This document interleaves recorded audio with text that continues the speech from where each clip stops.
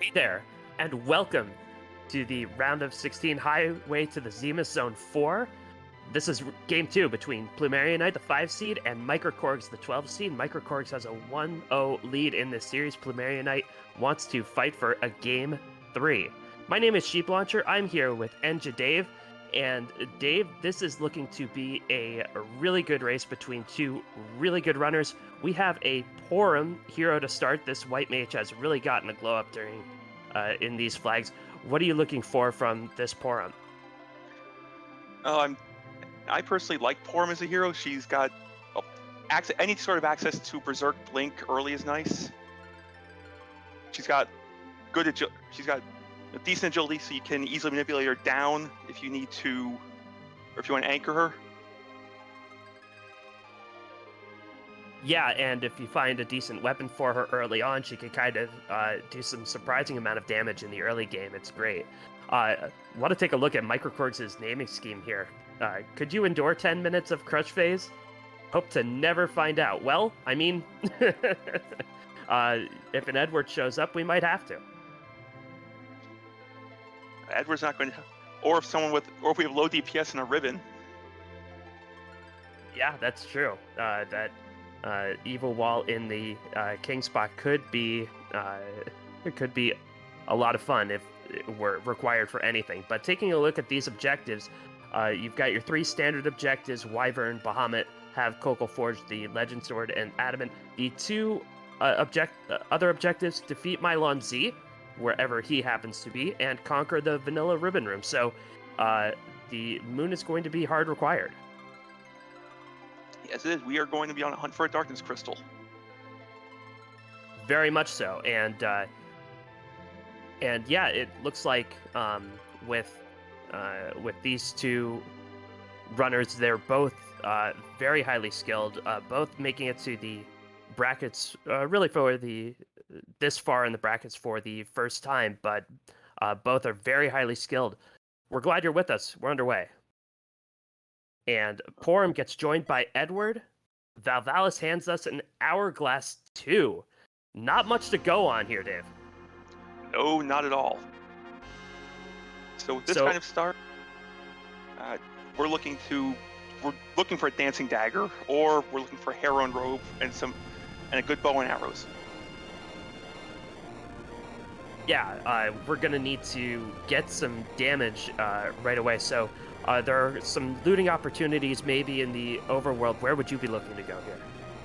With this, I would hit Evelyn Castle for the higher chance of tier 5, because a Heron Robe pretty much lets Porum solo the Overworld. And yeah, Evelyn Castle has a better chance of having tier 5 loot than anywhere else in the Overworld, and plumeriaknight heading straight there, and microKorgs following right behind. And let's hope they find some good stuff in here. This party needs some help.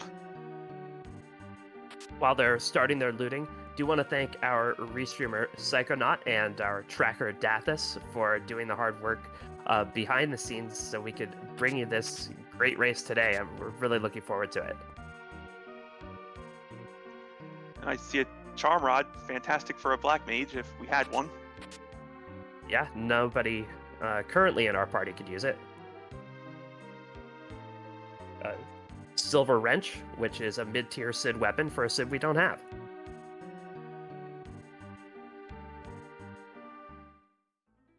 But yeah, like you were saying, a Heroine Robe would be perfect for this party. Even some kind of Archer Bow and Mute Arrows can really help, depending on who the bosses are lurking in the Overworld.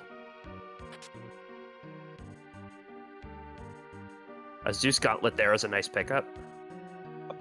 That Black Belt might not be bad. It's no Heroine Robe, but still allow Porum to hit things somewhat harder. Poison Arrows could do worse.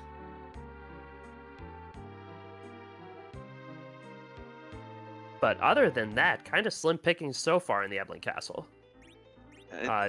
The one saving grace is that they haven't run into Trap Chest yet, so they've had plenty of time to step out of the castle and not waste any time resetting. The other argument to that is you haven't seen any yet, so you know they're all in the right tower. Do you just leave and go somewhere else? because you know you're going to be resetting 3 times at that tower. Yeah, maybe hoping for 2 of them to be in the last 2 chests in the basement. We do find a power staff. Now that power staff will be nice, a good stat stick for a white mage.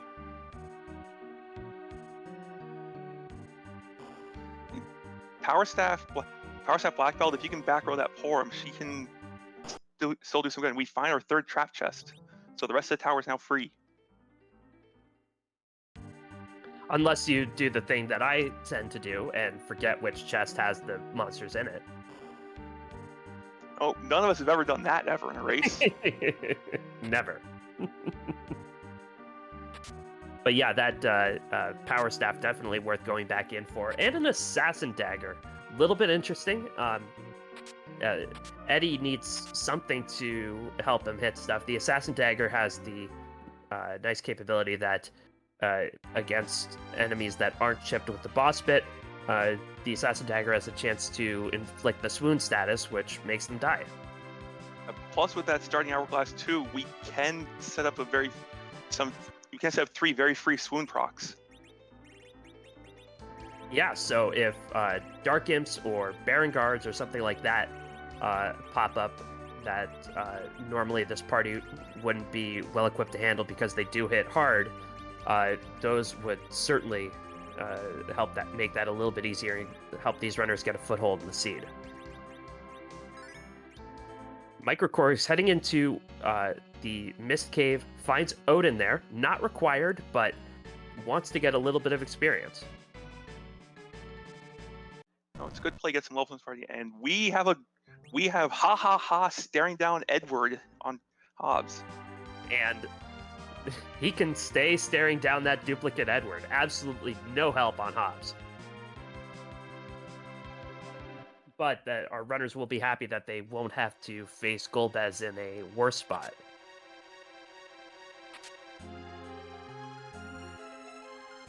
plumeriaknight in Antlion Cave. Meanwhile, microKorgs, after defeating that Odin, loots out the rest of the Mist Cave.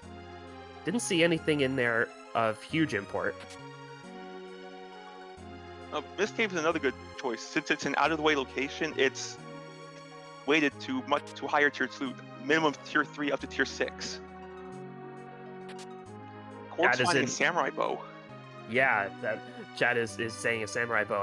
I completely missed that. A samurai bow, huge help. That's the second best bow that Porum can equip, and we've already found some poison arrows that Porum should be online a little bit.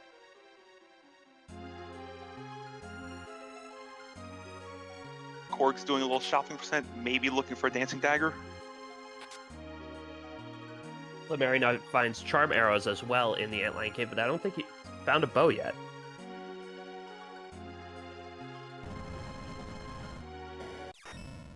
But gets to the bottom of Antlion Cave, finds Bahamut. Bahamut has 1 attack, counts down from 5, and casts Mega Nuke. I think Plumeria was trying to berserk the Edward, and Porum got a little bit too excited to do so. Yeah. The power staff, if you bonk one of your allies, can inflict the berserk status, but not if they're dead.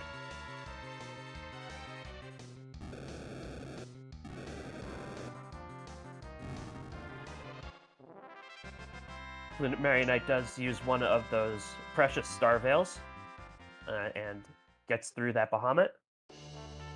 Finds a Baron Key. I can't imagine our runners are going to be in a real hurry to go there because we know Valvalis is in that first spot. That's very true. However, that does unlock a gated shop in Baron Town, which can have good things for this party. One of the items that I saw them pick up is a whistle, which is a lot of money. So they'll have a little folding cash to spend at that gated shop.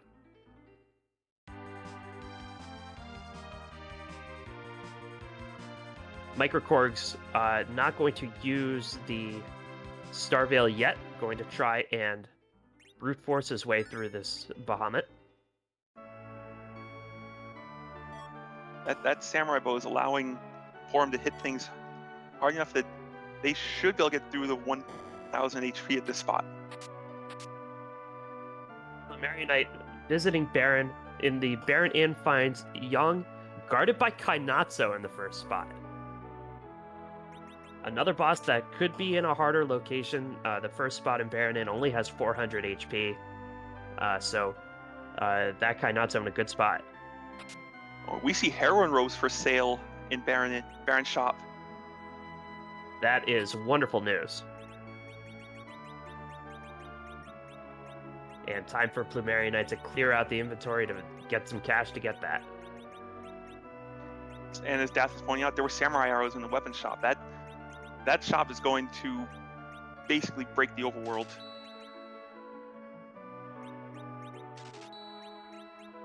Picks up a rune ring as well.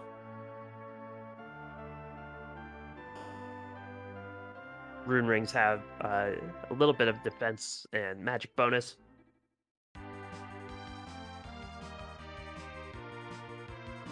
Plumeria is happy with the heroin robe power staff. That's Porum's going to hit things. And Plumerian Knight's gonna head to Mount Ordeals. We'll make a check of the Chocobo Forest.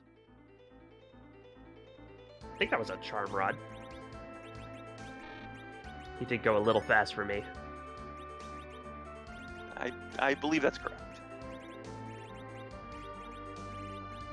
microKorgs, meanwhile, in Fabul, checking out the shops.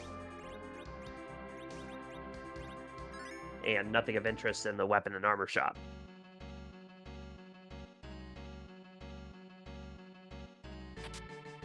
So Plumerian Knight not going to stop by Fabul. Going to head straight up Mount Ordeals because that Porum has a little bit of protection and a whole lot of offense. That's right. Porum should be able to handle pretty much anything that comes up here. Barring, say, a rude Leviathan. Meanwhile, on microKorgs' side, the good doctor is making a castle call. Except he's not a good doctor, and we didn't especially want to see him. But Dr. Luge here is annoying, but not overly threatening. No, he's going to chatter at you a little bit.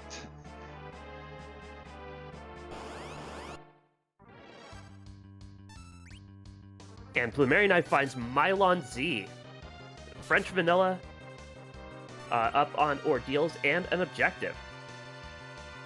That's going to be objective 4, I believe, very fast.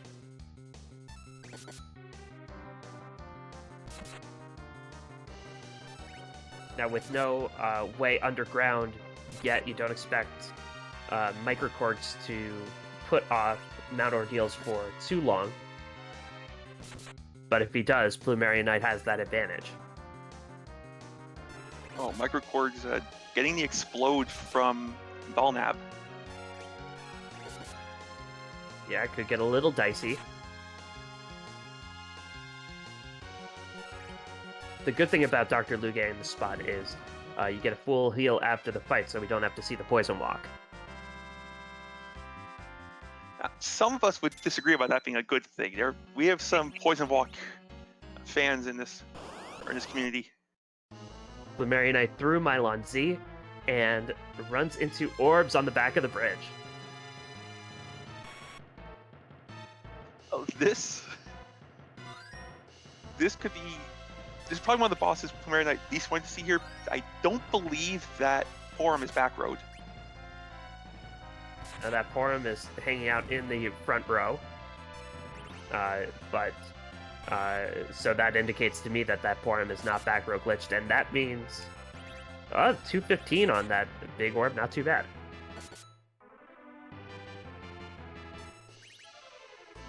Yeah, as we're people saying in chat, this is not a difficult fight. It's just very slow because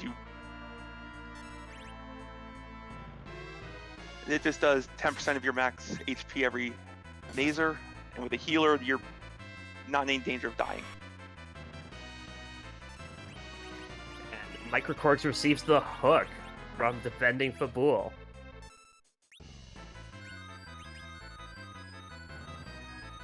Plumerianite rolling the dice with that Grimoire gets the Sylph off. Unfortunately, got the attacker. Eddie, get out of there.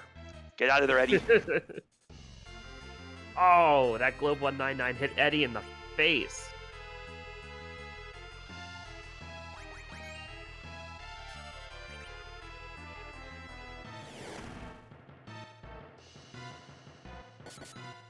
Really has it out for that Eddie.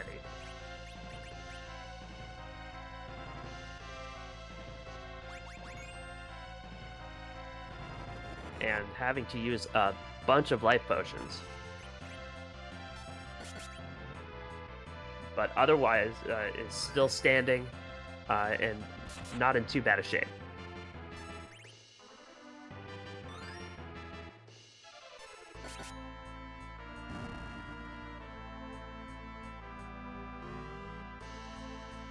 microKorgs immediately going to raise his hovercraft. Finds a sparkle behind the waterfall while there, and it's just a noodle. So a bunch of really rude bosses in places that don't matter. That's got to be some comfort for our runners. Now, with the with those bosses out of the way, with the moon being hard required, if you find a darkness crystal relatively soon, Dave, are you looking to go to the moon as soon as you possibly can? As soon as I have a party that I feel can take moon spots. So possibly after finding 3 or 4 different characters. Plumerianite gets through that CPU, throws his computer off the bridge, which I believe we've all wanted to do at one point or another.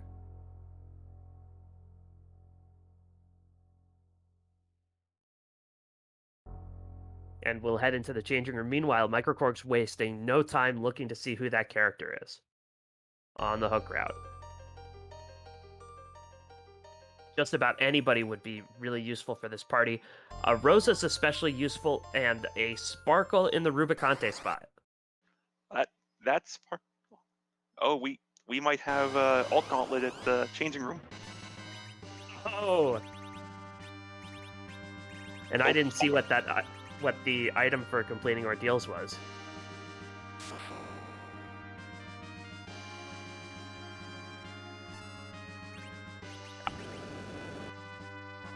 Yeah, I missed that just because I got focused on the sparkle and the blue robe. Yeah.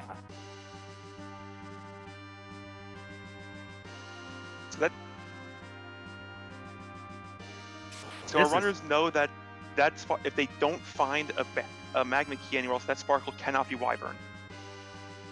Or a magma key, sorry. That's true. Wyvern and Golbez and Valvalis cannot guard the only way underground. And so we know that the Baron Key... Well, we don't know anything about the Baron Key. The Baron Key might have the magma key. Our tracker Dathis informing us there was the pass in Mount Ordeals, but Plumerianite using J items, but this is going to be super slow. And this fight, you throw every J item you've got at this fight to speed through it.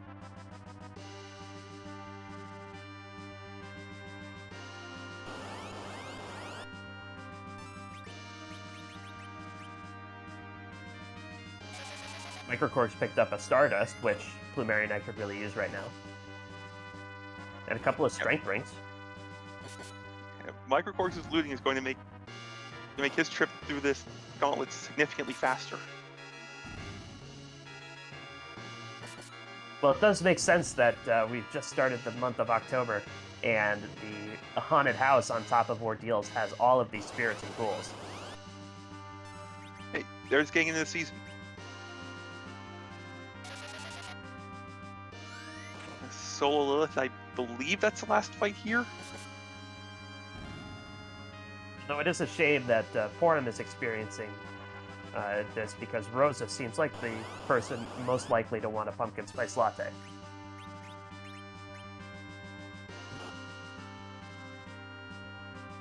And you know Palom's upset about missing out on this whole Halloween experience. I bet Paladin and Porum would come up with a ton of great costume ideas together.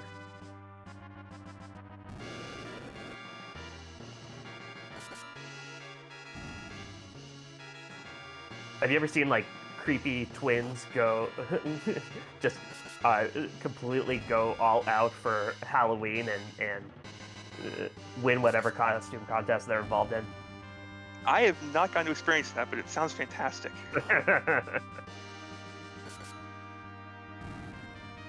microKorgs finishes out his looting.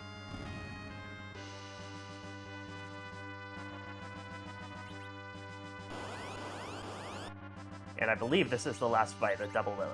Oh yeah, you're right, it's a double Lilith, that's the last one.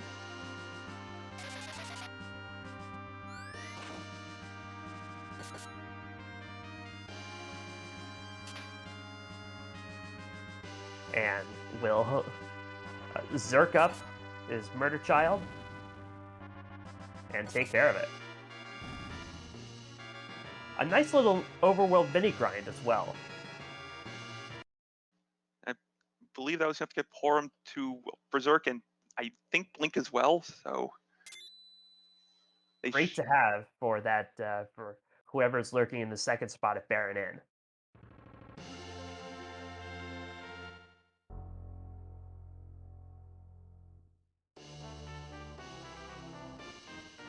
microKorgs picking up some wizard robes in Troya. Wizard robes provide some good magic defense, and with this squishy party we have right now, going to need all the magic defense you can get. They also provide some extra will to fuel your white magic. And considering there are 3 white mages here. Yeah, Edward's a white mage. Sort of. He does have the command that spreads a Cure 1 pot everywhere. Yeah. And he has the ability to throw out items, including Cure 3s. That makes him a white mage. Check and mate.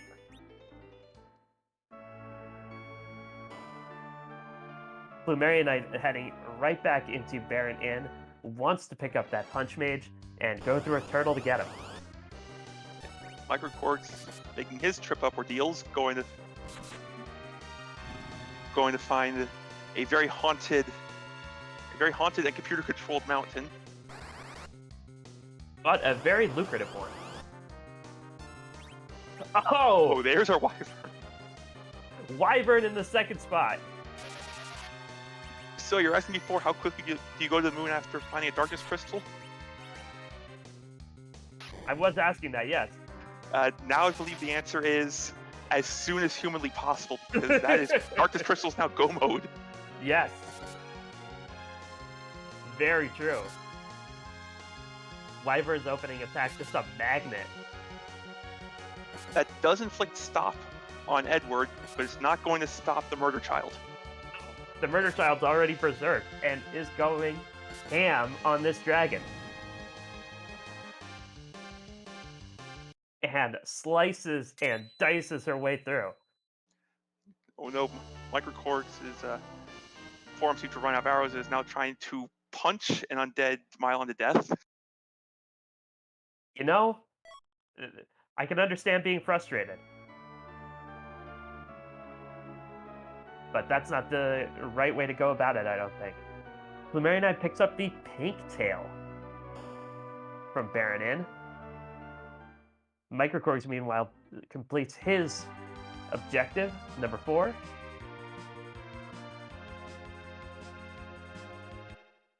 And so, Dave, like 10 minutes ago, we were wondering how our runners would really get a foothold into this seed. It was kind of It was rude. There wasn't a whole lot of loot. We started with 2 squishy characters, and now we're 1 key item away from go mode.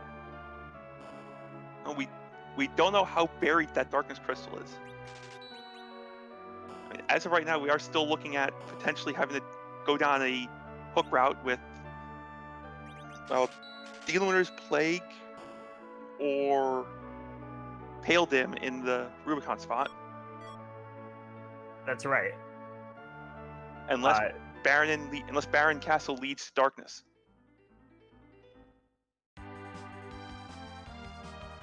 Baron Castle can still lead to Magna Key as well, but any of those sparkles in the Rubicon spot, the D-Lunars, the Plague, or the Pale Dim can be rude at that spot. D-Lunars more so, I think.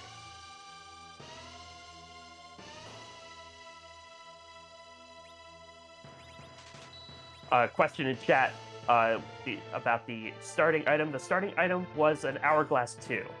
The Baron key was found in the bottom of the Antlion cave by defeating Bahamut. So microKorgs should have an easier time with the CPU having 2 backroad characters to the entire party backroad able to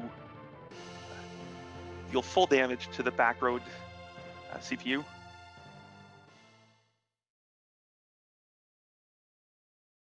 And so plumeriaknight will take on Dr. Luge at Fabul, pick up his hook. You'd have to... So, you don't have anybody yet, Dave, who would benefit from one of the really high-tier weapons that you'd find from the Pinktail, but I think it's still worth turning in. How about you? It is worth turning in. We could get this party, you could get Artemis arrows if there's a Pale Dim in the last spot. Yeah, and there might be a nice piece of armor, maybe a power shirt or something like that. Power shirt cannot come from the Pinktail. Power shirt is tier 6. That is tier 7 or 8. White shirt could help with defense. White shirt, that's what I was thinking of.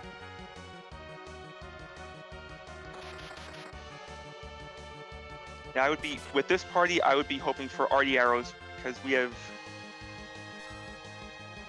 I believe, every boss that sparkle, they will be effective against.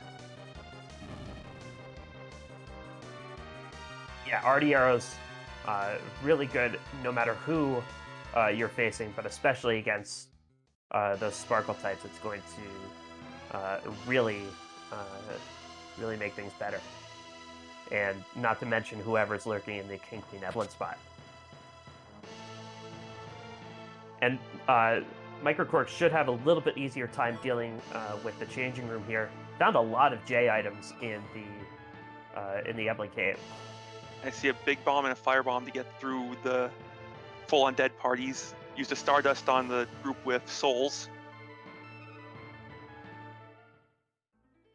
Yeah, so a lot faster so far. And this is the place you use them all. You're not going to find a better place to burn all of them.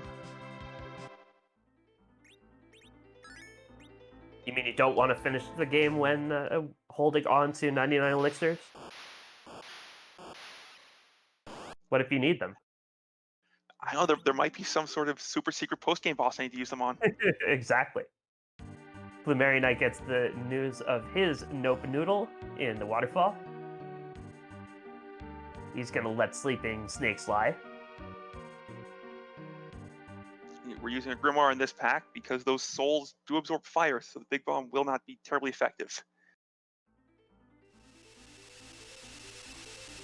Oh, and he gets an Ifrit. Oh, that's just the way the Grimoire rolls.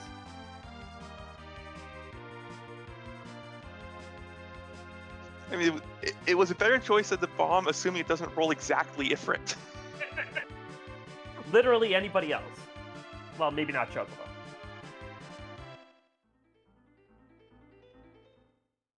plumeriaknight is going to go hand in that tail. And gets the Arty arrows. That'll be very nice for the hook route. Yes. And now the question is, will Rosa or will Forum end up getting them? He doesn't yet know that Rosa's waiting for him on the hook route. But he's going to go back to Baron and turn in that Baron key. Just by virtue of sheer levels, I think you put it on Porum for now.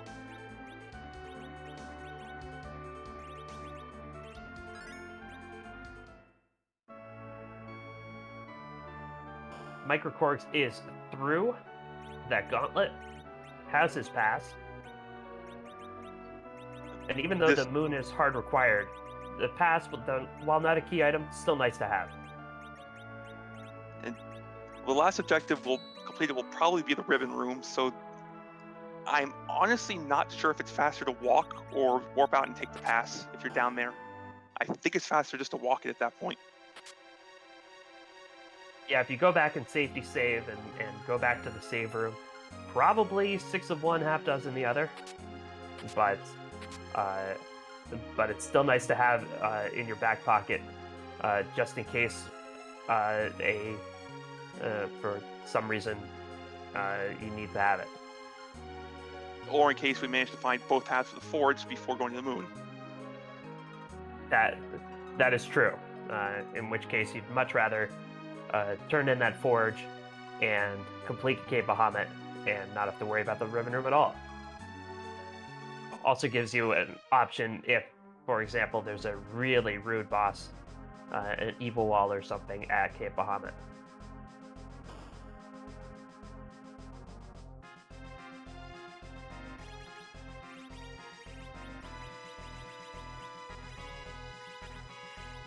And so microKorgs heading into the waterway, coming up into the castle to take on that Valvalis.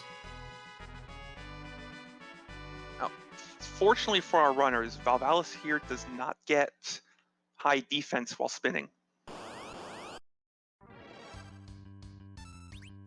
Yeah, and it's not like this is a magic-heavy party that really relies on spells to break through anyway. So both of our runners should be able to berserk and swing through the tornado.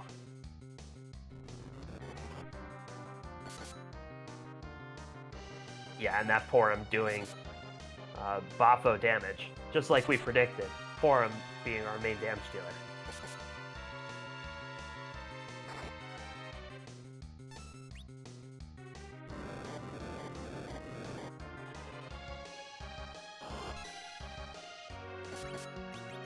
microKorgs' Edward has run out of arrows and is reduced to futilely punching that Wyvern.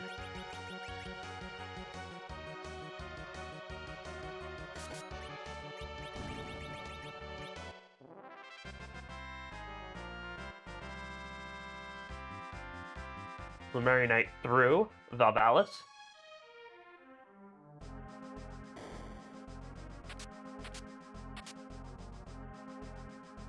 And picks up a cat claw. Very nice. That is a fantastic pickup for our monk. Yeah, make him useful just that many levels sooner. Time to find out who the imposter is on the throne. And Baigan's gotten the kick upstairs he's always wanted. He's watching a throw while Kainatsu was off having drinks.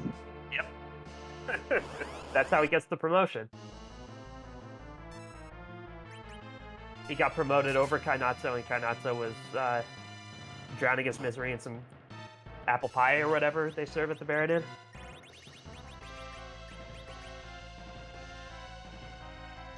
It is that time of year. Maybe Baron Inn serves some delicious cider.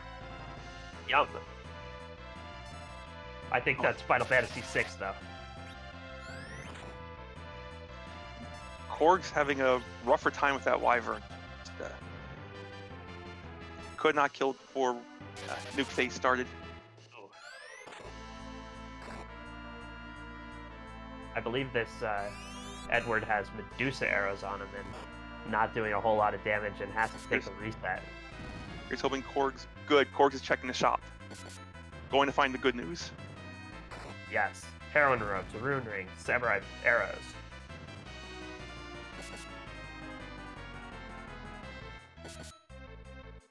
I think you sell the farm here for 2 heroin robes and let both your white mages hit things. Yeah. Anything that's not nailed down, but microKorgs doesn't have to mortgage that much of his future, and smartly taking the save. You don't want to do that whole shopping experience again. Give you a chance to equip all your party members, save, then take on the Baronet.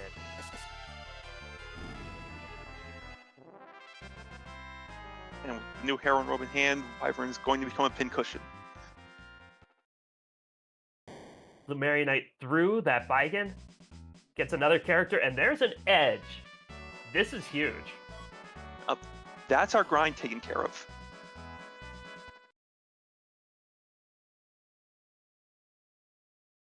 Yeah, Edge, of course, can sneak sirens from the trap chests and the Tower of Babel,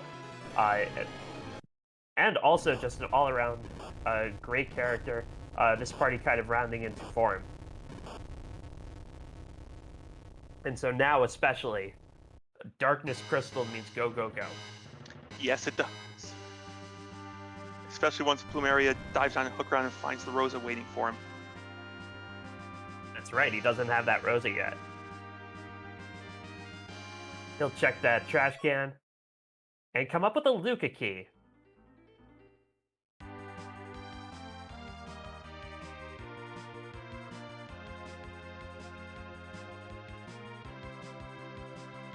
And that confirms that, barring a very cheeky hidden D-Mist, we have a hook route. That's right. No other spots to check. Unless D-Mist is at the King Queen Eplin spot, or in the first spot in the tower.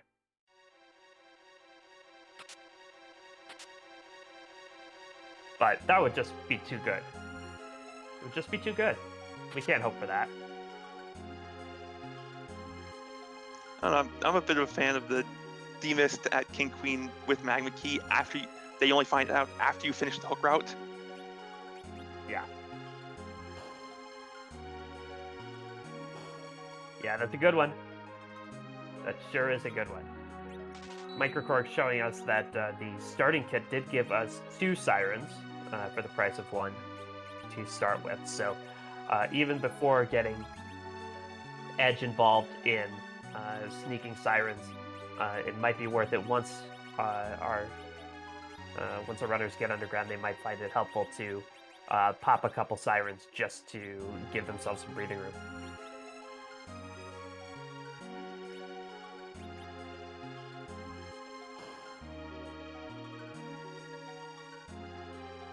So I'd say Plumeria a little bit ahead here, despite taking a little bit longer on that Mount Ordeals. Dave, what really scares you in that King Queen Evelyn spot before the Sparkle in the Ruby spot? With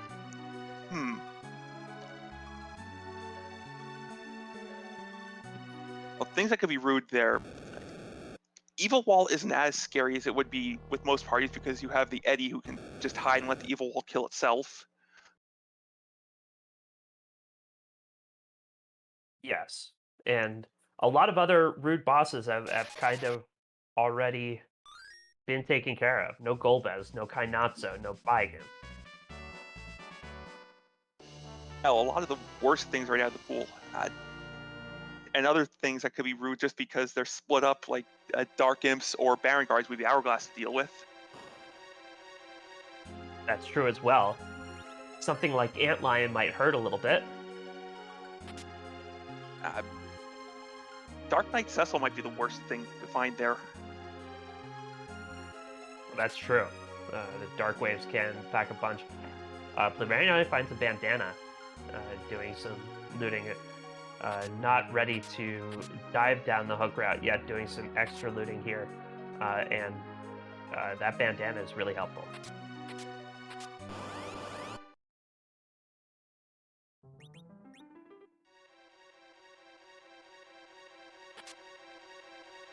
and we'll definitely want to go after it again after he finds that the chest full of Stalemen.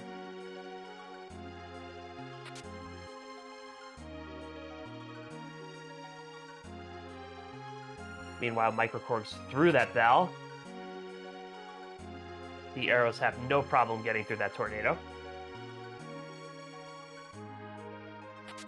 And with the samurai arrows on everyone, microKorgs will be able to also rip through this Baigan and find his edge. It slices, it dices, it's the samurai arrow.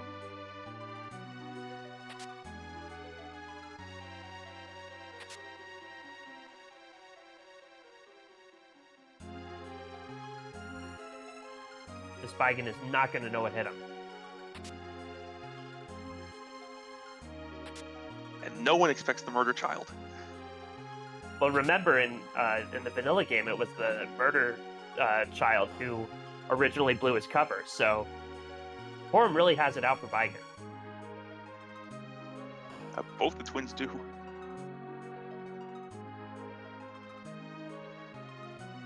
Yeah, but her goofus brother hasn't showed up yet. I don't understand why. We've got all sorts of lovely stuff from it. We have a black shirt, we have a charm rod. The goofus twin decides not to help our party in saving the world. The gallant twin is our hero and murders everything in sight. That gets off the rails fast at the end. I think it's a good lesson for children to learn, and I think it should be in all the children's magazines.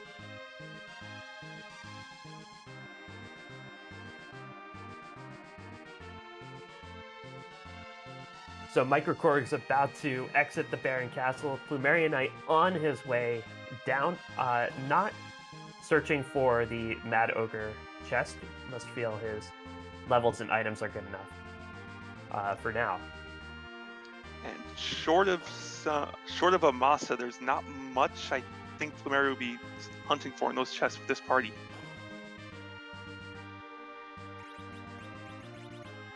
These levels should be sufficient to handle most things that will show up. microKorg's heading back into Castle Evelyn. microKorgs, I think, is looking for some fine steel. Yeah, Edge could use a new weapon. And we were saying earlier that all the trap chests in Castle Evelyn are in that right tower. It does make checking them at least geographically dense.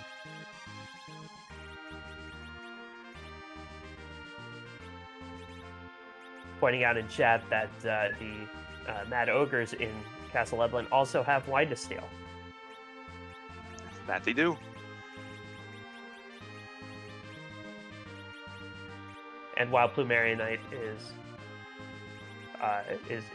gearing up for this battle, and microKorg's taking on this trap chest, do want to thank our restreamer Psychonaut for rolling this really interesting scene so far, and to our tracker Dathis for keeping track of everything, and thanks to Enja Dave for providing the knowledge here on commentary. Listen, thank you, Sheep Watcher, for leading this commentary team. Oh, it's not a lead. We're holding hands running across the finish line.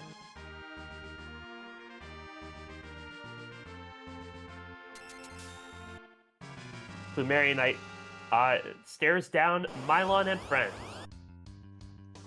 We're continuing a Halloween theme directly into battle. Yes, that's true.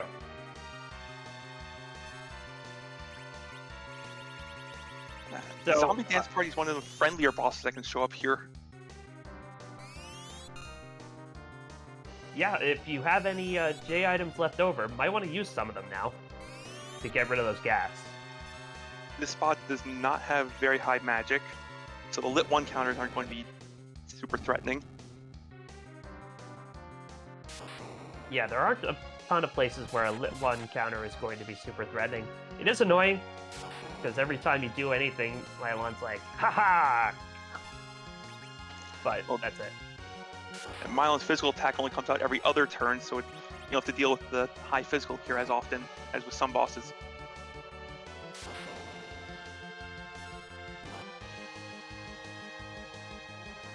And we see that high physical attack in action on our poor bard. It does hurt. Don't get us wrong, that hurt. But that, poor him, I don't know what kind of arrows she has on her, but doing massive damage. That might even be just basic samurai arrows doing that, and I think it's Micro Samurai arrows. Yeah, Mylon sent to the showers complaining about his body. microKorgs taking on the Staleman Skull Chest. This is still hoping for some good loot out of Evelyn. Yeah, the Staleman Skull Chest is...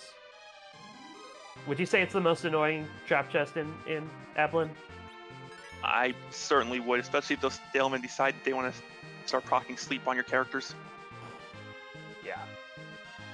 Gets a Bahamut summon. Bahamut Orb for the summoner not appearing in this seed.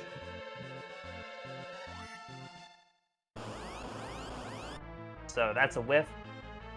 And Plumeriaknight runs into Plague. Of the 3 summons left as a runner, that's probably the one I would least want to find here.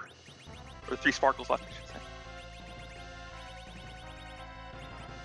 Yeah, it's fast enough that was able to get that count off before anybody can do anything. This could be annoying.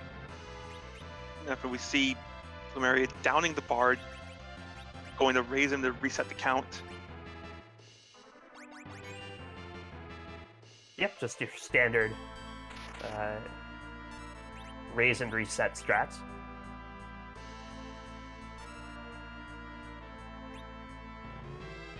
Does get a Star Veil off. Very nice. And so, Plague is never going to get a count off on Edward as long as that Star Veil stays up. And... Oh. Okay. I believe the strategy here is we're going to have Eddie hide so Plague doesn't... Or we can just do this, slow the Plague down, and Plague will count itself out. Okay, the Reflect kill.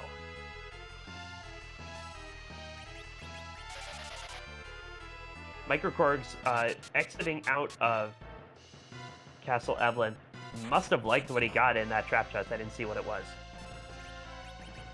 I think Korgs was out of trap chests. So, you know, it's like your mom's cooking. You have to like it, or else you don't get anything else.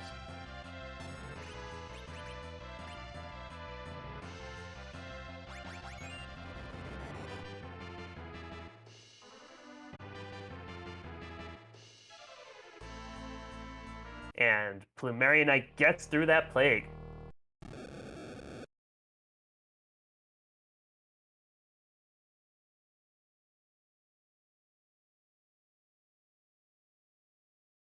Okay, everything's fine. We're all fine here. How are you?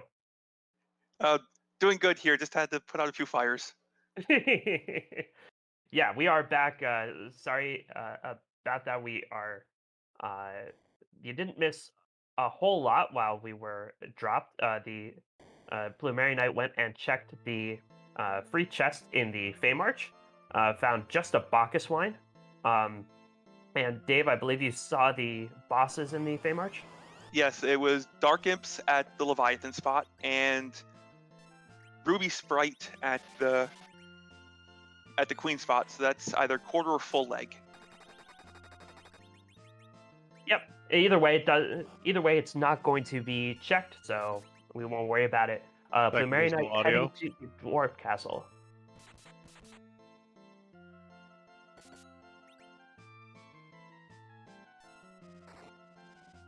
And the Karate Man is in Dwarf Castle. Also, while we were away, microKorgs got through the zombie dance party and is dealing with the Plague. Yep, gonna try and make it through there. Karate Man in the first spot in Dwarf Castle, not an issue for this party. We'll see who the character is.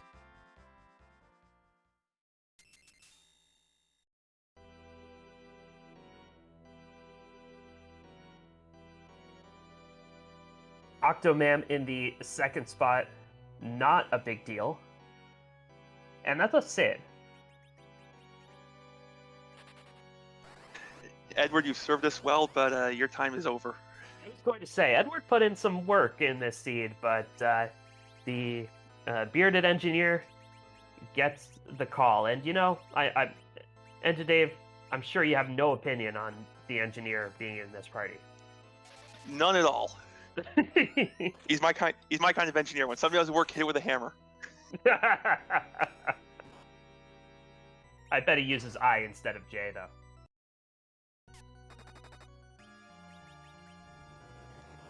I don't know if he has any strong opinions. He's more of the mechanical kind. Okay. I thought mechanical guys were all about the I.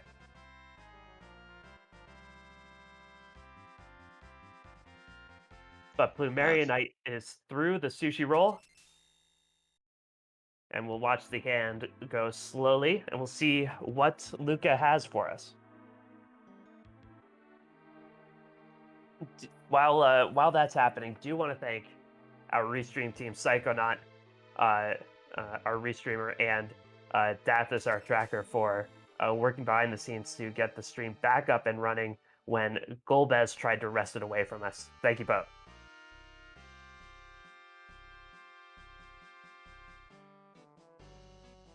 I figured Golbez would be a good person to blame. Finding a sand ruby there. I don't believe either runner has checked the Kaifo bed. No, neither of our runners has been to that desert oasis.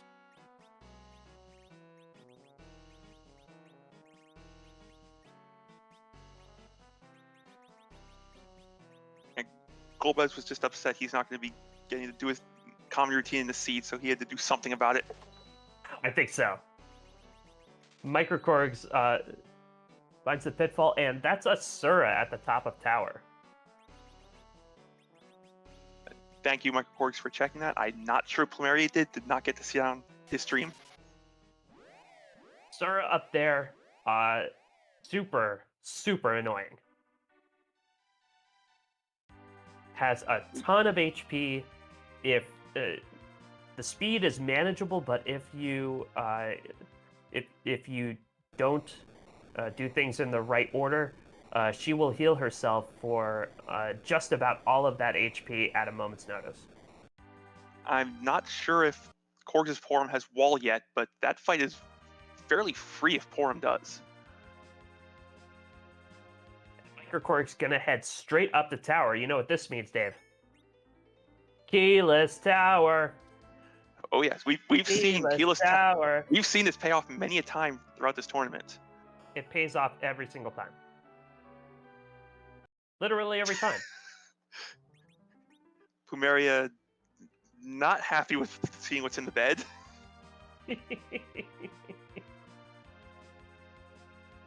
So I heard you like Edwards. Not even worth waking up. That's a bad thing to say about anybody. If you had a disease and I had the cure, I wouldn't even bother. That's just rude. It really is. This game forces you to be rude. We're not here to make friends. I honestly think our runners would be looking for either a Cecil or a Kane. There's not much else that this party needs. plumeriaknight finds tiaras for sale in Tamra and picks up a bunch of them. At least 2, maybe 3.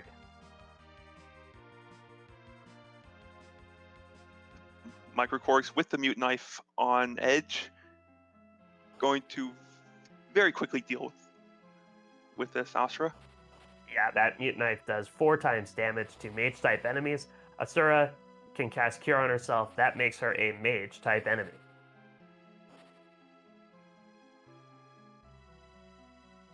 Also, the fact that she's amazing.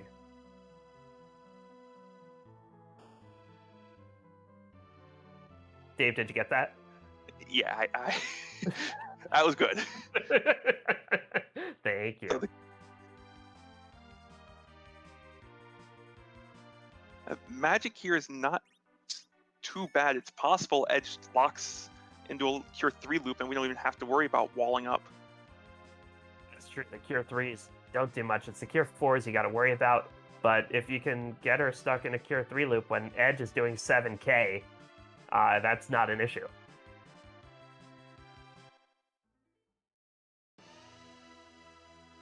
Plumerian Knight, meanwhile, heading back to Fabul after visiting Yang in the bed.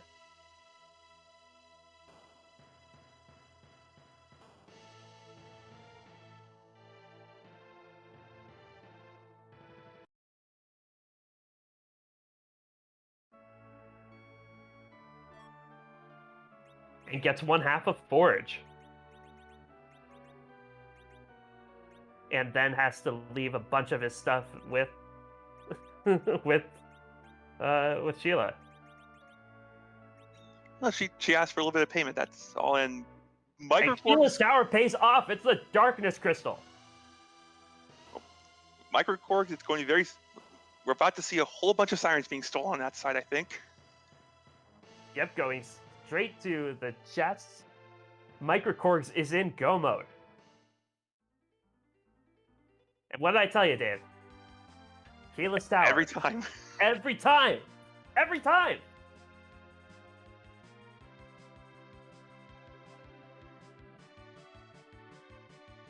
Plumeria will likely be directed there as well, seeing the only two options left are going to be Sealed Cave and Keyless Tower. Yeah, or demist hunting. But that's such a low percentage play that it's not worth it.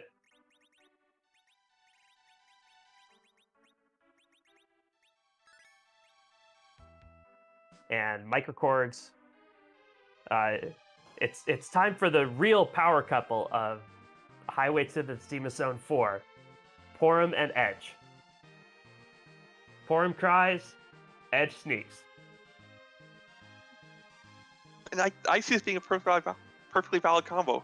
Either small child distract the thing. Yep, and you have the ninja take everything that isn't nailed down.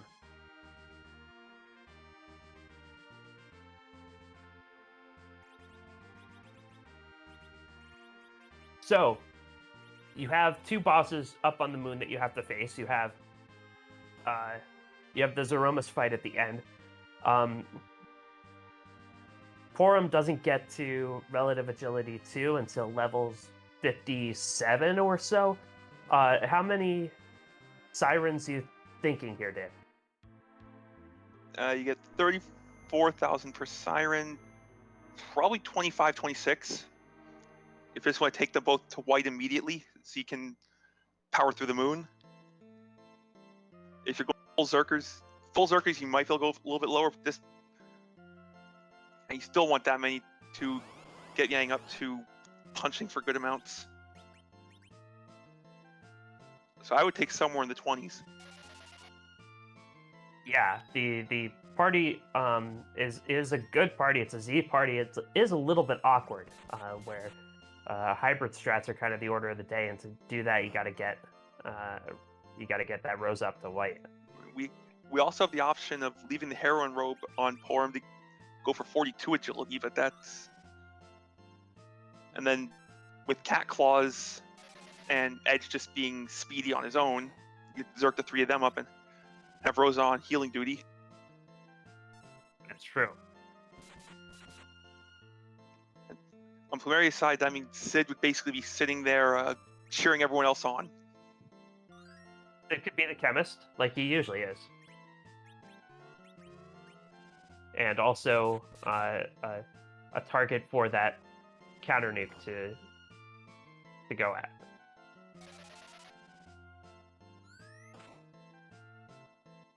Plumerian Knight carving up this Ashura with that Mute Knife Edge as well. Will get his Darkness Crystal and will be in go mode as well shortly.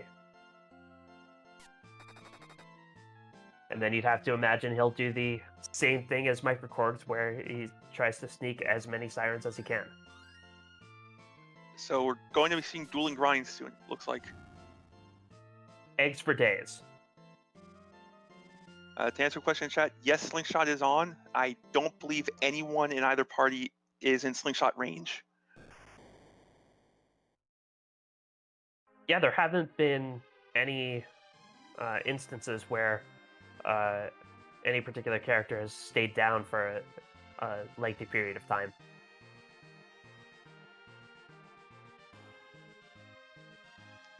The seed just hasn't played out where it's been a good idea to try to preserve a Slingshot.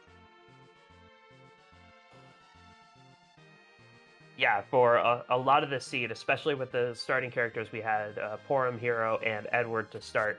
Our runners have kind of been looking for all the firepower and extra characters they could get. microKorgs is through sneaking around, leaves the tower, and I said we'd have a bunch of eggs to grind up, but would you maybe go for gold dragons on the moon instead? You could take one. You do have the Artemis arrows in Berserk, so you could take gold dragons. The first gold dragon fight is free with that hourglass.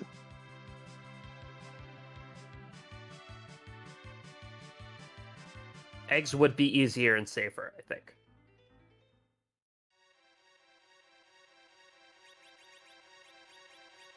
microKorgs has 20 sirens, indicating that maybe eggs are the order of the day.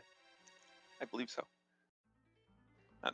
Yeah, the big thing is gold dragons punch back. Eggs generally don't unless you manage to berserk them.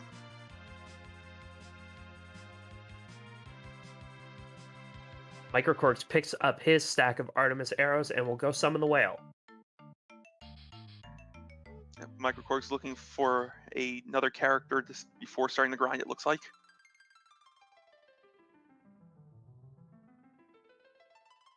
Yeah, he still has Edward in his party.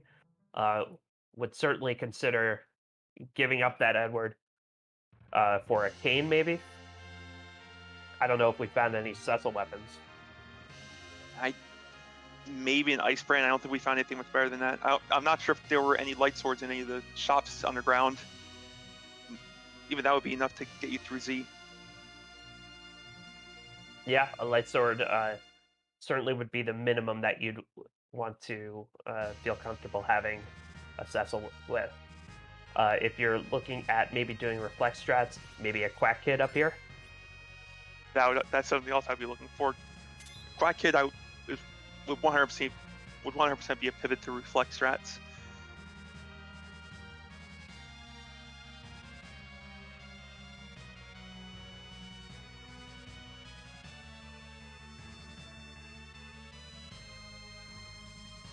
microKorgs going straight for that character check.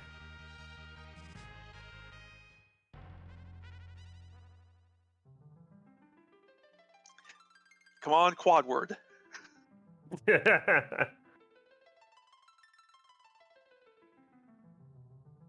Even the slingshot of Rydia might work.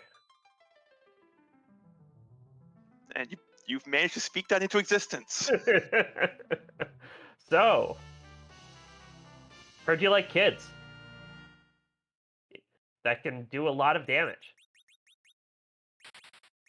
And microKorgs is taking on that summoner.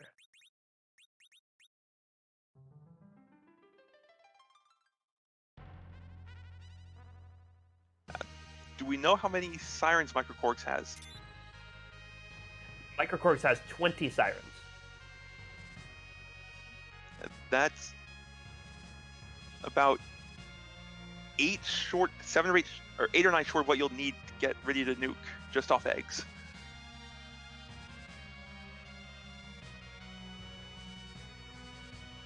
Well, not deciding to make a trip to the Giant. Plumerian Knight, meanwhile, has his Sirens. I didn't see how many he picked up. This party is not well set up for either of the Giant grinds. If you find a Thunderclaw, you could Mac Giant.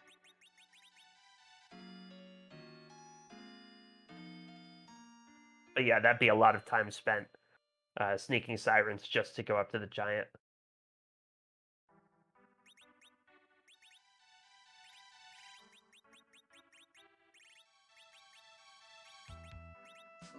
Putting on our Argus arrows. Yeah, those Artie arrows really pulverizing these eggs. Hope that's how you like them. That's how Chef Forum is making them today. Just like Mom used to make.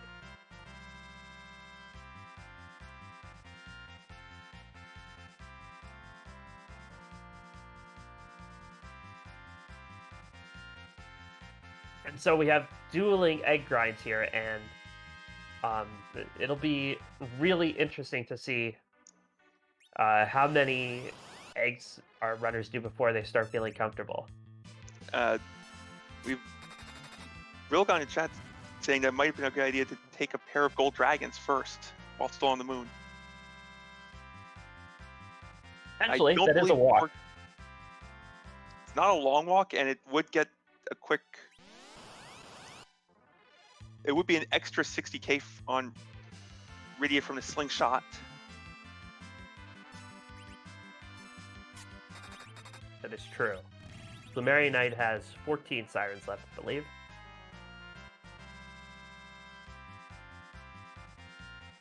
I believe both runners still holding on to the Hourglass 2 that they started the game with, but I can't say that for sure.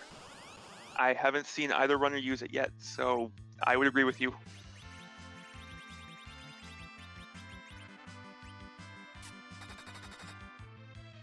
So when you're doing a grind like this, with this party, and you can take either party, what are you looking for? Are you looking for a particular level? Are you looking to get a particular character up to a particular spell? Now on Korgs' side, nuke. We are going until we get nuke.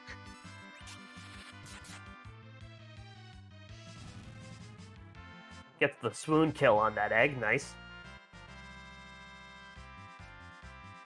Blumeri is looking for more Berserk strats, so maybe just until Cure 4.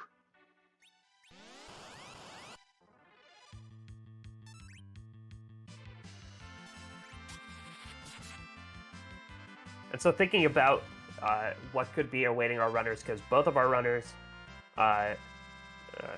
going to the moon to take care of the two bosses they have to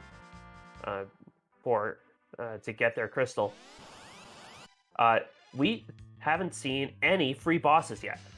None at all. No, we've not.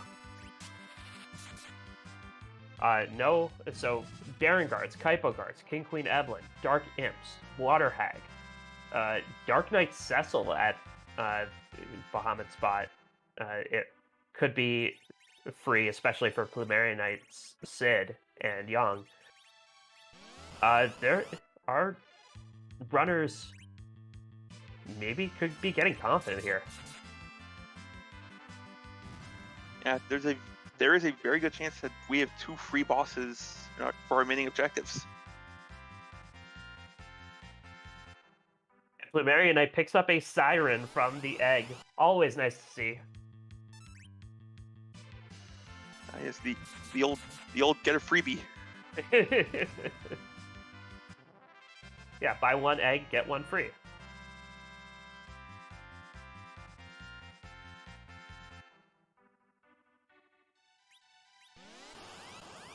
microKorgs down to 11 Sirens.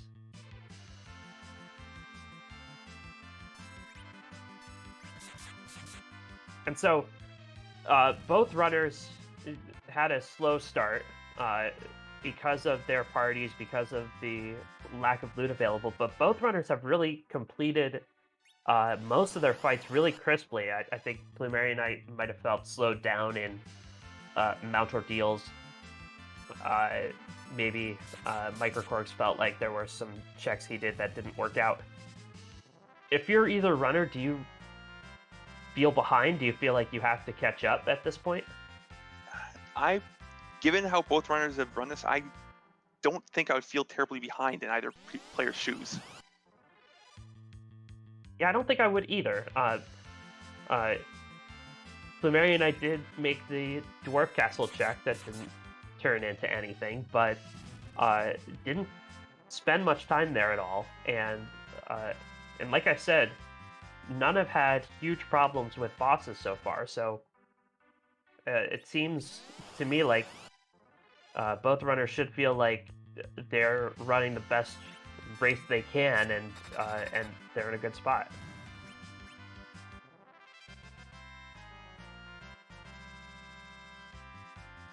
This is going to be close to the end, especially if Korgs gets his ready all the way up to nuke.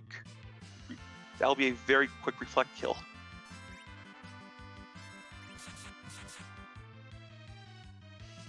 Yeah, that Z won't know what hit it with the three mage casters on Korg's side. Plumeria Knight has one Siren left, but is leaving.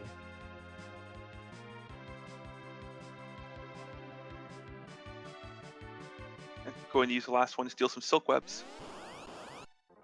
There you go. Nobody has picked up a silk web. The area around Coco's shop has centipedes with a Siren, which you can sneak silk webs from. A couple of slow cats on Z, very useful.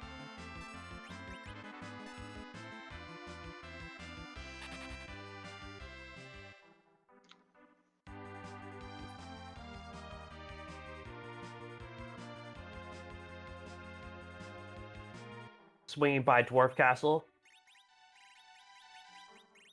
We may be looking to get some, or try to buy some gear for these fighters. Maybe looking for some ninja swords, possibly a rune axe. Yeah, I don't know if Plumeria Knight checked the shop the first time he was in here.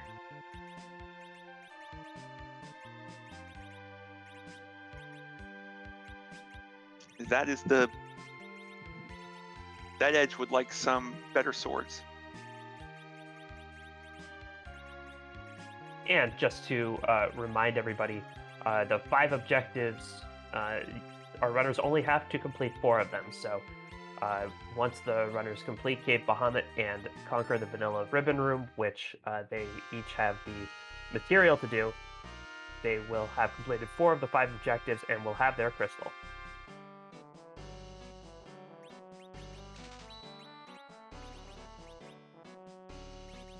Both runners did Keyless Tower when they were just about out of other options to get that Darkness Crystal.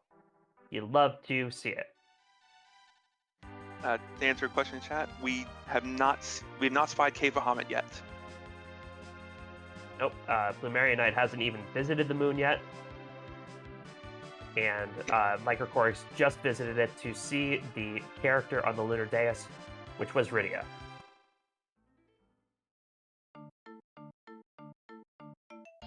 Korgs is finished with his grind. That was his last Siren. Gonna do some more shopping. And Plumeria Knight summoning that whale.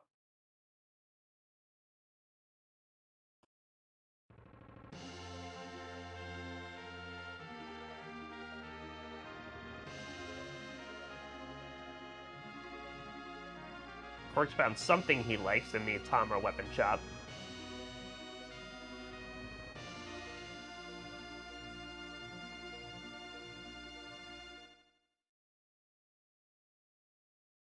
Buying Drain Spears for that edge to dart. And Korgs found some darts in there. Drain, Spear, Hype.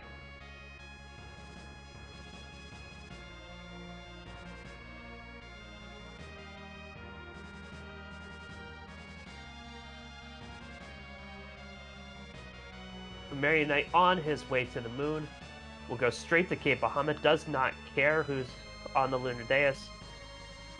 When he gets there, that Riddy is going to be thrown off to the side. Korg's doing a little dance with one of the dwarves, trying to get up to the weapon shop. Picks up a cat claw.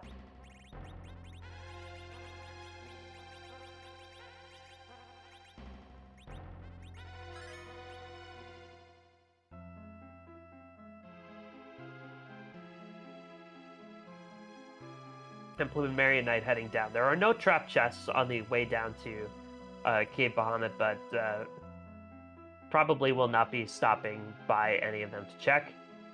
Already has everything he needs.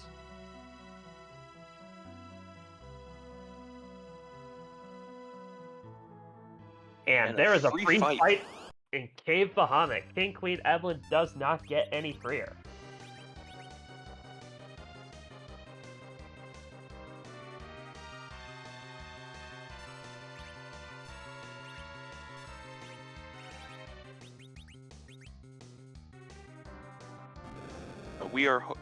Our runners are hoping for a Masa drop from this. Yep, but the real reward is going to be having that objective done.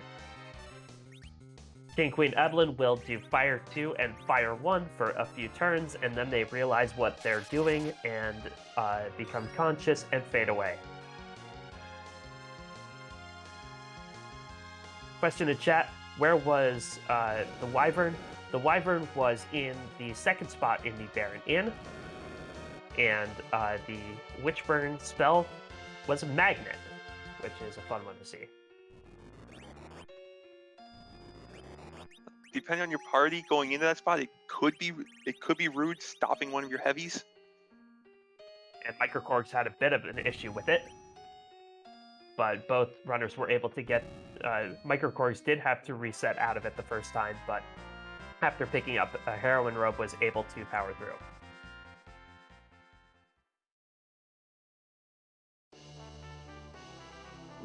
Plumeria finding just a moon veil from there. That could be useful depending what's hiding in the ribbon room. Yep, makes one character invincible, puts up wall.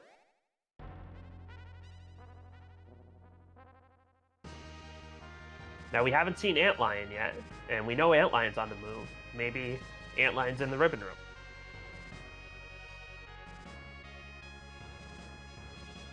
We don't know Antlion is on the moon, it's just a meme. Everybody stop yelling at me. No, Antlion's home is on the moon. We've all come to accept that. I think it's more fond of the Crystal Sword altar. That's true. It wants to be in the spot. If it can't be in Cave Bahamut, it wants to be on the Crystal Sword altar where it can do the most damage.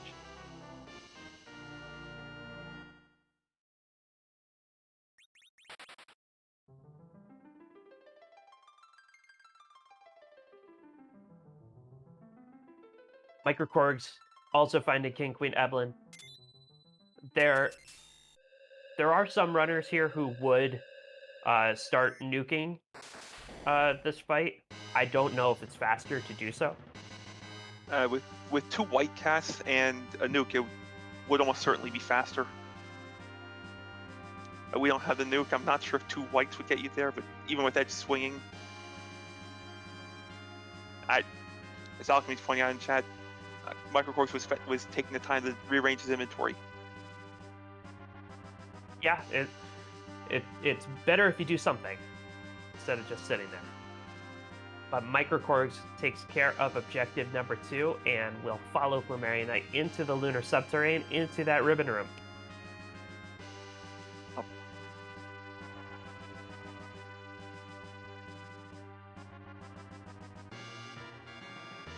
Yeah, and the next time microKorgs gets into a fight or gets into a menu, we'll have to see whether his levels are good enough to say if White and or Nuke are on all of his casters. We do know that microKorgs used the Bahamut orb that he got from one of those trap chests.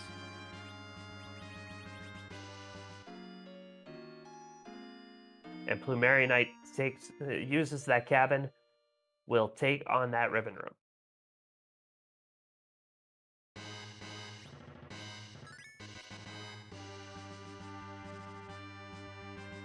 And it appears that microKorgs' Iridia needs 3 more levels for nuke.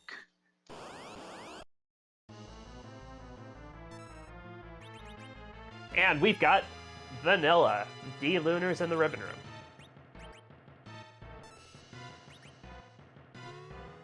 This could be surprisingly rude with some parties. Yes. D-Lunars are no joke. Plumerian Knight does have the levels, but they're gonna hurt.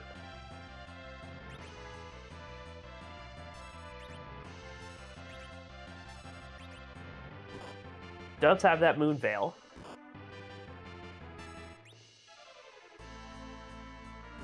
Yeah, Korgs with white and Bahamut will be able to get through this without too much difficulty. We'll see if Plumerian Knight loses some time here. And doing the Lunar Frog reflect strats. Getting the Lunar Frogs going. Ribbit. So at this point, Plumerian Knight has nothing left to worry about. We'll just focus on cutting them down.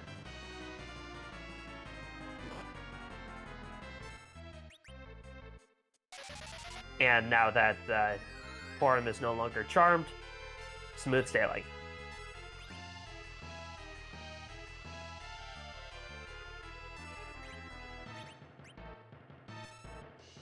And microKorgs in his fight, and we're going to come out of this very, very close. Less than 2 minutes apart.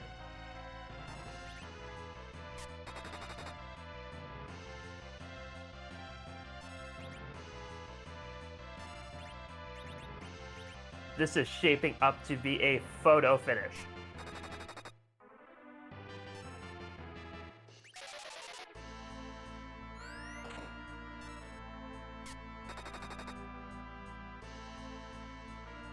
microKorgs is not waiting for the Lunar Frogs. Is going to blast the D-Lunars with strong magic. We'll see if he makes it to that breath phase. Darting for 4K a shot. I think we saw a 9,000 Fire 3 come out.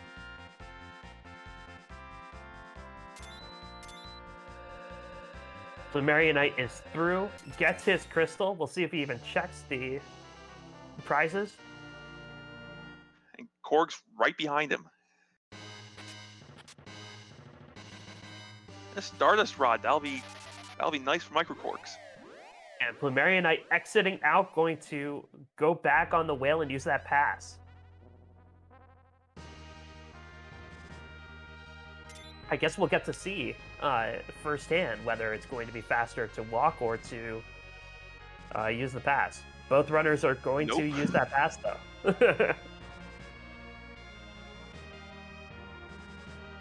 If you're not completely confident you can take out Z, this is safer.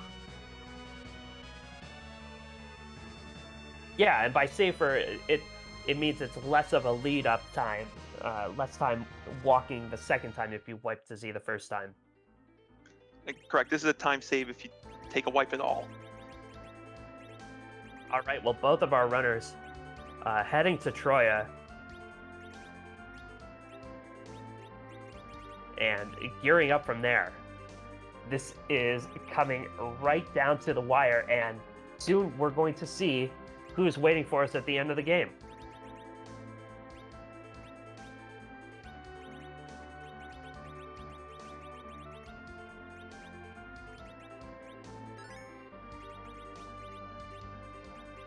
Dave, do you have an indication whose strategy is going to be a little bit faster?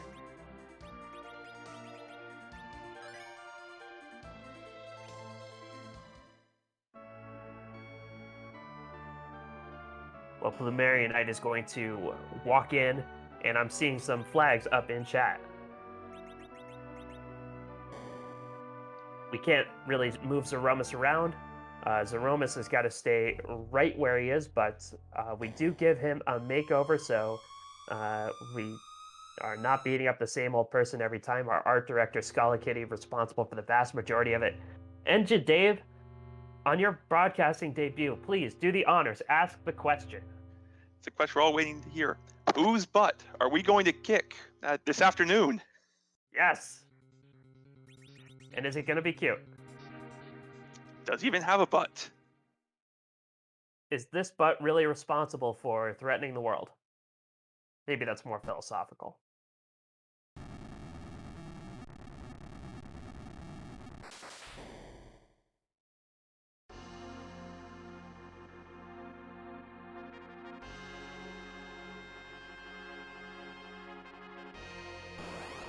Plumerian Knight entering that Z fight at 127 on the dot.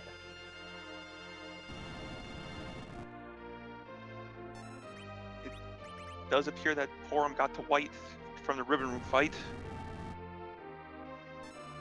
Does have a ton of experience.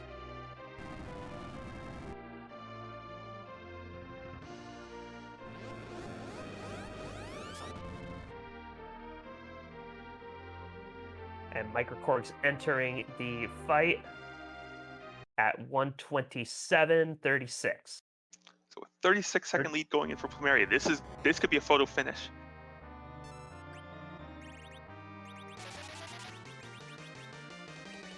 And here Z has turned into a whole bunch of butts. Yes, 13 miss.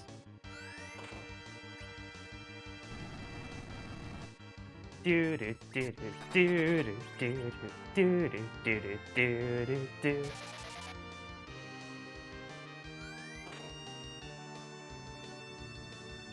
And I don't know what the agility situations are like, but you'd have to imagine 13 butts is faster than one butt. That was a heavy nuke on that edge on Plumerian Knight's side. Unless all the butts are, getting in each other's way. Edge going down to this big bang. microKorgs setting up his reflects.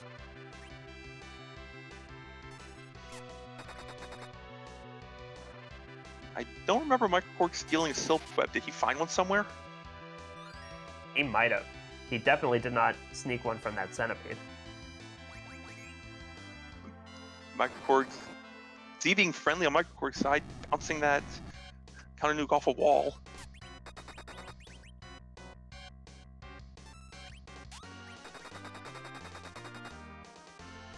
microKorgs zerking up that edge. Hey, we are not going reflect strats. No more of a hybrid. Did buy a lot of Drain Spears, but I think used a bunch of them on that King Queen Evelyn.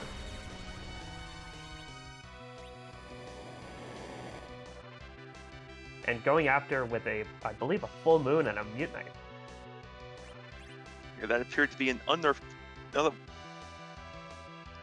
I believe that was an unnerfed Big Bang that came out on Plumeria's side. Everyone's surviving it.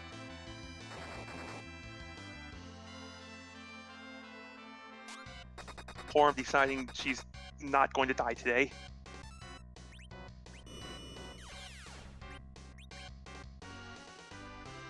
Rydia reflecting Ice 3s on microKorg's side. Did not get up to nuke. I assume microKorgs decided stealing the extra 4 to 5 sirens required was not worth the time investment. Wisely so.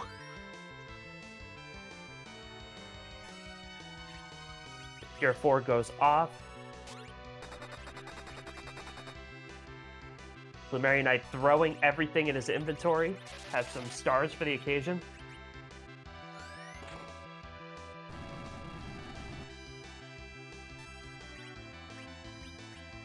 microKorgs has 2 white casters.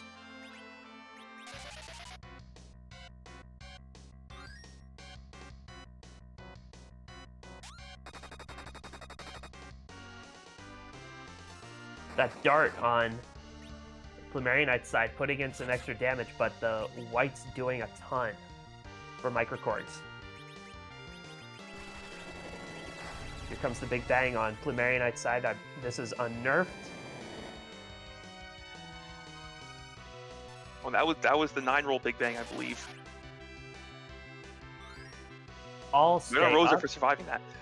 Yeah, that Rosa could have been taken down, but stays alive. I think that was a 9-roll. I think it hit 2,500 on Yang, which indicates that.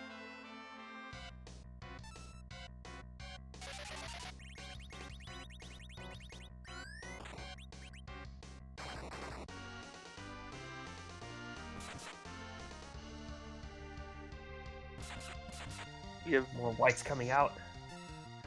fairly standard hybrid strats going on Korg's side. Nothing's gone too out of line. Yes.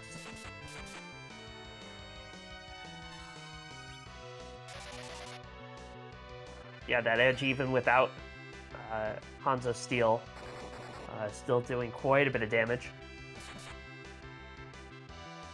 Yong's pulling his weight. The Cure 3 on Rydia goes off without a hitch.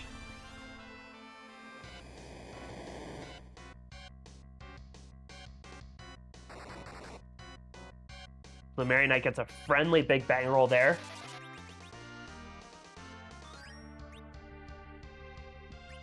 microKorgs facing a Big Bang of his own. We'll see.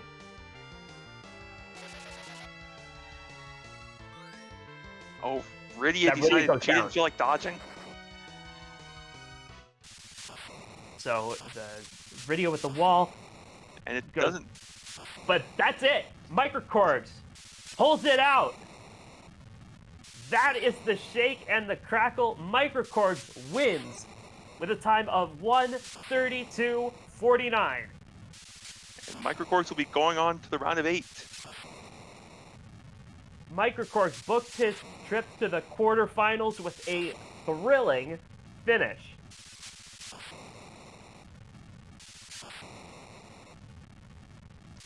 Do we know who microKorgs is facing in the next round? microKorgs is going to face the winner of Blue Cat Loach and Pushwall.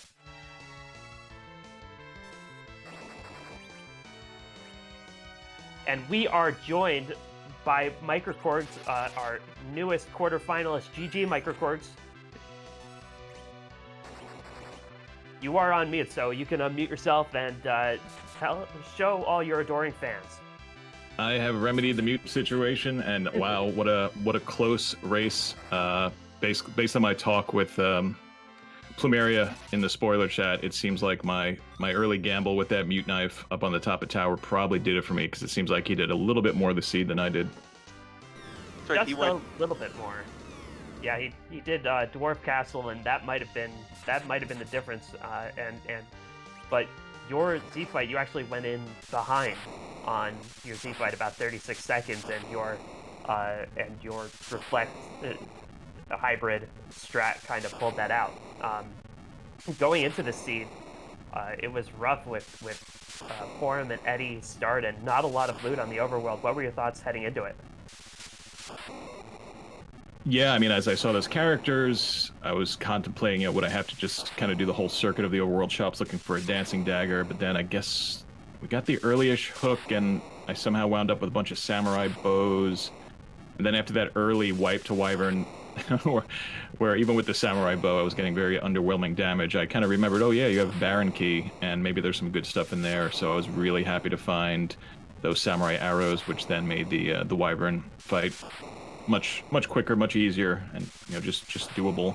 It's kind of a blind spot of mine. Whenever I get that Baron Key, I always forget it unlocks. It's a gated shop, and it can have some really great stuff. So I got to kind of keep that in mind for the future.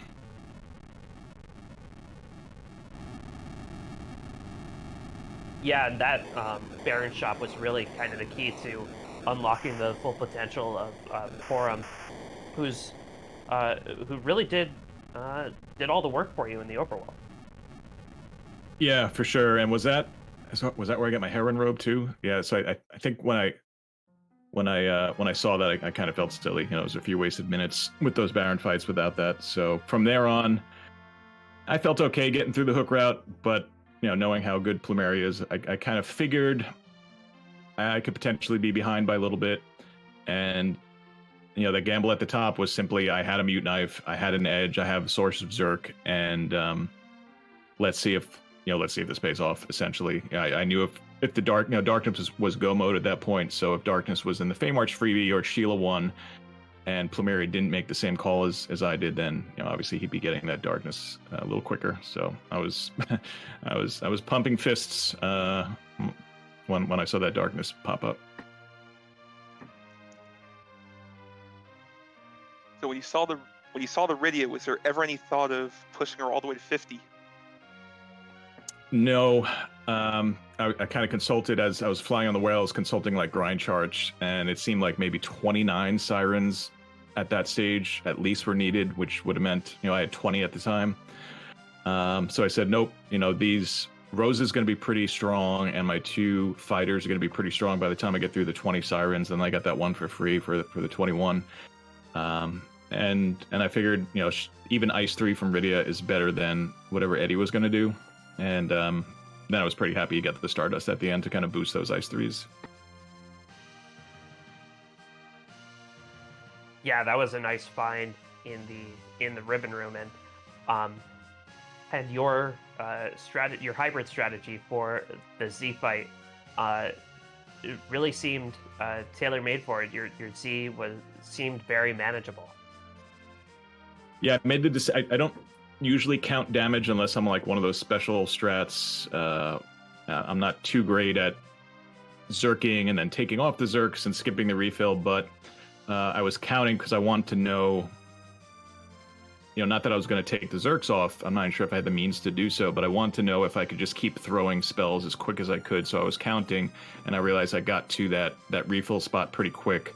Otherwise, I might have hesitated there and maybe lost a few spell casts. So I was happy that I kind of identified that that refill was coming. There was not going to be another big bang for a little bit. And there wasn't going to be a black hole for a little bit, and I could just keep hurling white Ice 3. Now you've punched your ticket to the quarterfinals. This is, I believe, further than you've ever gone in any free enterprise tournament before. How are you feeling about your how you played and making it to the quarterfinals? So I'm super excited. I've never even made brackets before. I got close with the last 2 tournaments, falling a win short on each of them.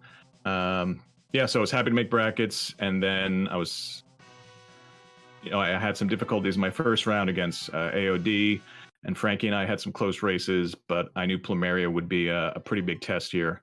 I would never have predicted I could have been beaten Plumeria 2-0. So yeah, pretty excited to move on to the next round, and the competition's just going to keep staying strong, getting stronger, and I'm just looking forward to playing some more. Yeah, you've certainly made a name for yourself this tournament. How are you feeling about your potential next opponent? I think it's either Blue Cat Loach or Pushwall, and they've both been playing amazingly in this tournament. So whoever I end up getting, I have to eliminate silly mistakes. At this level, any silly mistake, when you're playing, obviously we're playing blind, but when you're playing a silly mistake, and then in your head you're going, all right, what do I have to do to make up for this against top flight competition? So trying to eliminate the mistakes and eliminate that doubt that starts to creep in when they happen, I think is going to be a big part of success in the next round. Well, you certainly put on a show so far in this tournament, and especially today. Anything else about the seed you want to tell us about? Get off your chest. No, I was just happy that I think we saw Ogo early because we saw the sparkle at the hook route, and with that party, especially before I saw that Edge was available. There was some concerns.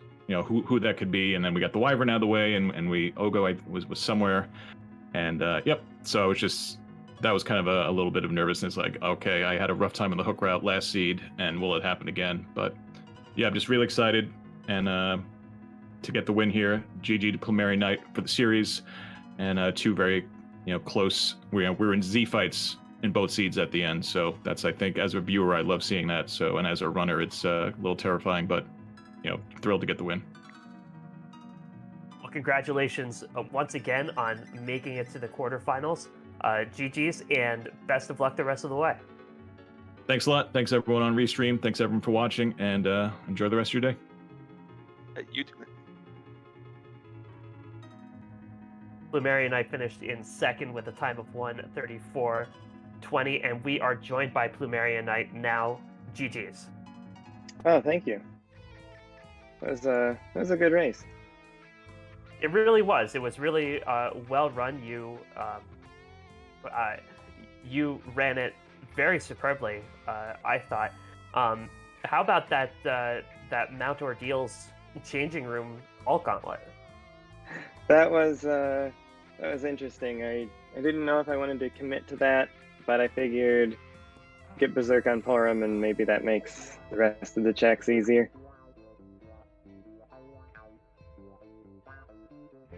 And getting that Berserk on Porum did help a little bit for the last couple of fights on there. Yeah, and I misremembered what the final fight was. If I had known it was the 2 Liliths instead of the 7 undead enemies, I probably would have used the Stardust on that 4th fight. Well, this seed started out a little challenging for both you and microKorgs with Porum and Edward start, and really not much loot on the Overworld to speak of. What were your thoughts kind of in the early part of the seed? I don't know. I think there was like a power staff and a black belt, and Porum can do okay with that. She was hitting for 500 eventually, so I figured that'll probably get me through. Actually, that 500 might have been after the heroin robe, but a couple hundred damage from Porum is usually enough to get through, and it did. And that Baron key unlocked the heroin robe to really open up the seed for me.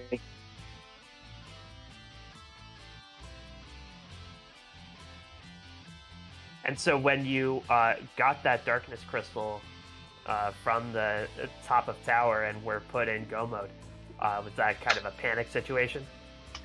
I knew that if microKorgs did that right away, I was in trouble. But I wasn't too worried about it. I know it was easy with the mute knife and the mute arrows that I had, but it's still a pile of HP. It's almost 19,000 HP there, so I was surprised to learn that he did that first thing.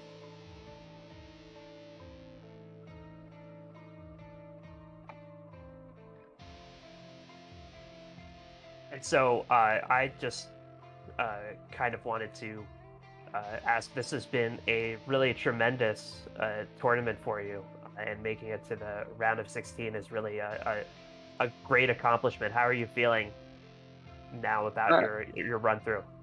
Yeah, I feel really good. I mean, my goal was top 32.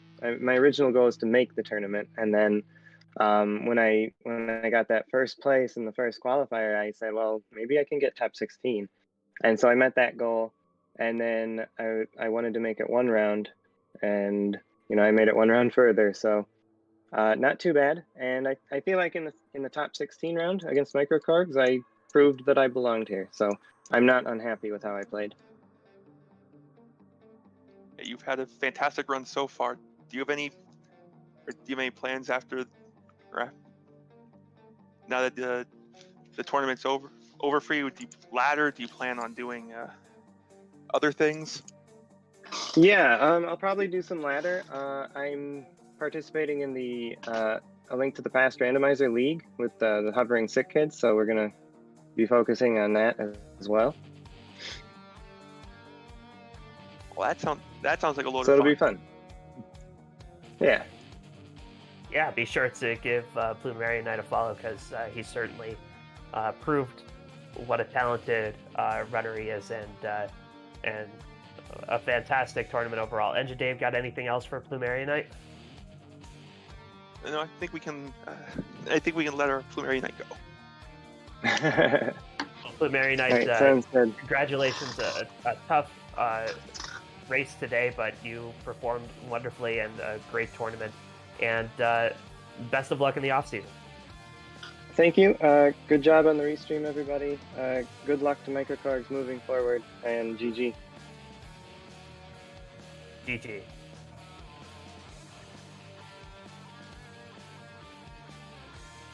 All right, we're going to head over to another race. Before we do, just want to thank our restreamer, Psychonaut, our tracker, Dathis, for doing all the great stuff, and to Dave, thank you for the commentary and for doing such a great job. Do want to remind you as well that on Free Enterprise tonight at 7 p.m. Eastern, Dakar Smash versus Rybon in a Game 2. You won't want to miss that. But for now, we're going to take you over to Blue Cat Loach versus Pushwall in their deciding Game 3 over on Randomania. Please, no spoilers for this race. Don't tell them anything about this race, but the winner of that race will face microKorgs in the quarterfinals, so definitely stick around for that. And for all of us, we're going to send you over to Randomania. So long. Bye, everyone.